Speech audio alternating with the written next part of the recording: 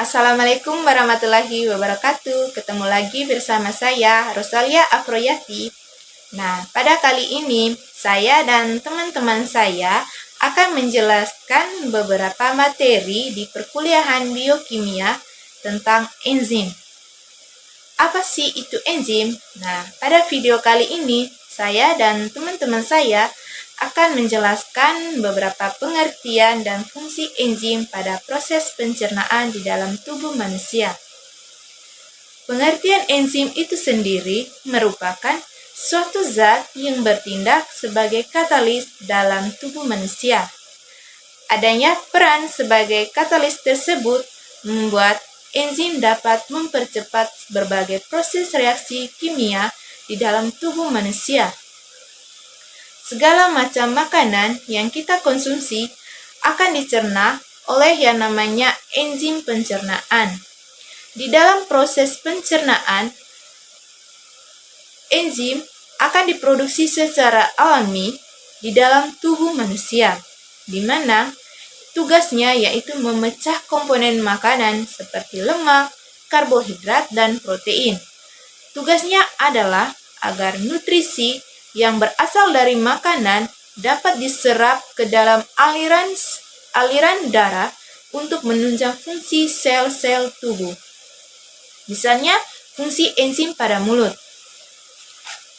Nah, seperti pada gambar ini, kita lihat ada yang namanya gigi, ada lidah, dan kelenjar ludah. Nah, apa yang kita makan itu kan akan dikunyah dulu, itu di mulut. Nah, pada proses itu, makanan yang kita makan tidak dapat ditelan apabila tidak ada yang namanya enzim.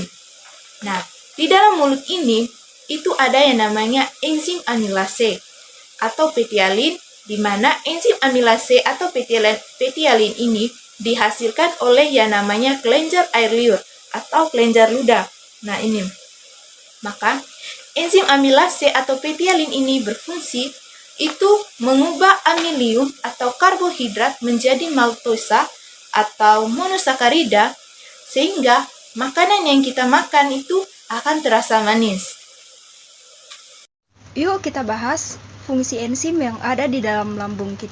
Lambung merupakan organ terpenting dalam sistem pencernaan manusia. Nah, dalam lambung terdapat berbagai jenis enzim yang berperan dalam proses pencernaan manusia, seperti lipase, pepsin, dan renin.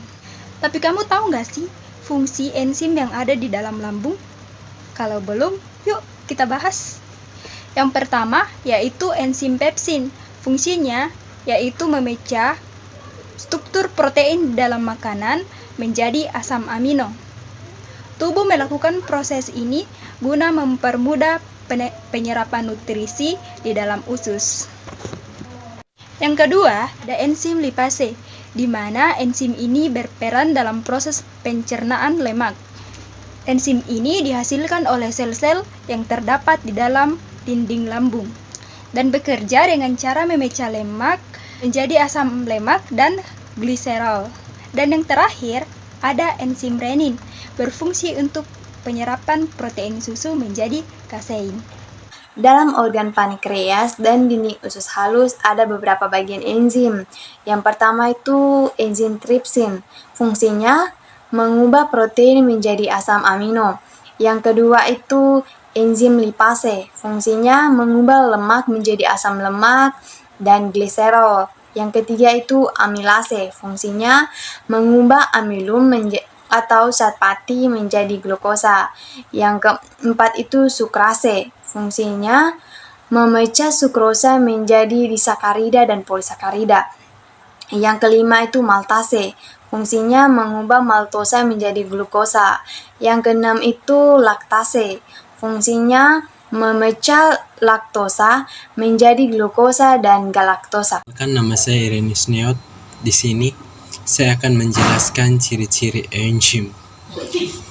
Yang pertama, mempercepat reaksi kimia. Yang kedua, menurunkan energi aktivitas reaksi kimia. Yang ketiga, bekerja secara spesifik. Yang keempat, membutuhkan koenzim. Yang kelima, dapat digunakan sebagai berulang kali dalam kehidupan. Baik, pada kesempatan ini saya atas nama Silkana Ramamun akan membahas bagian klasifikasi enzim. Enzim dibagi menjadi 6 kelompok. Yang pertama, oksidoreduktase. Enzim oksidoreduktase adalah enzim yang dapat mengkatalisis reaksi oksidasi atau reduksi suatu bahan. Yang kedua, transferase. Enzim transferase adalah enzim yang ikut serta dalam reaksi pemindahan atau transfer suatu radikal atau gugus. Yang ketiga, enzim hidrolase adalah enzim-enzim yang bekerja atau mengurangi suatu substrat dengan menggunakan molekul air. Berdasarkan substratnya, enzim hidrolase terbagi atas karbohidrase, esterase, dan proteinase atau protein. Yang keempat, liase enzim.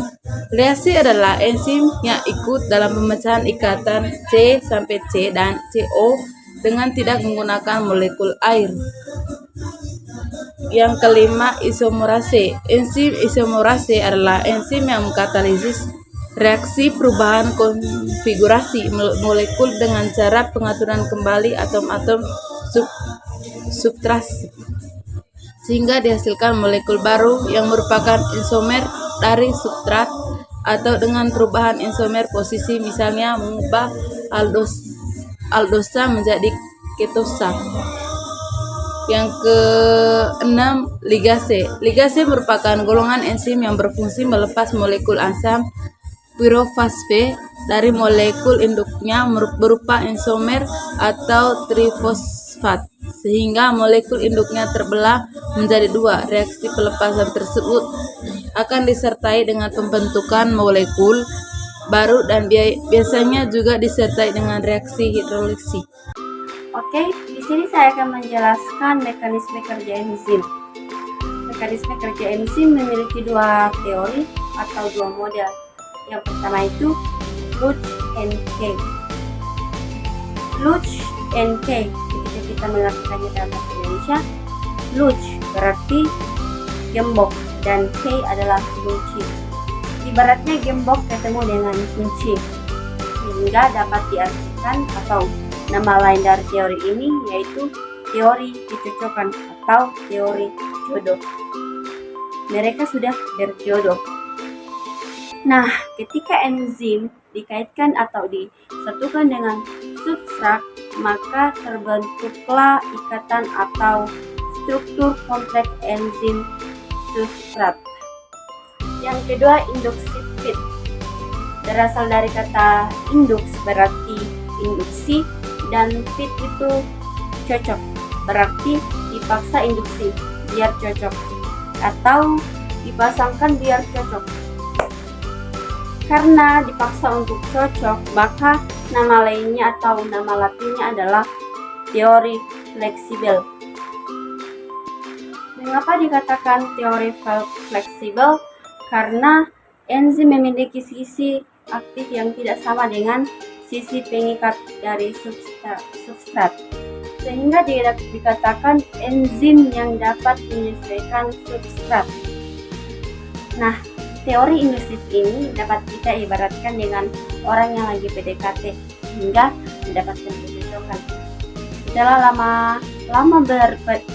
setelah mereka lama PDKT dan mendapatkan kecocokan, mereka bersatu, mereka pacaran. Nah, sedangkan teori Luch and Kay itu memang sudah pada dasarnya merasa ada kecocokan. Misalnya pertama kali ketemu, mereka sudah merasa sudah yakin kalau mereka itu sudah jodoh.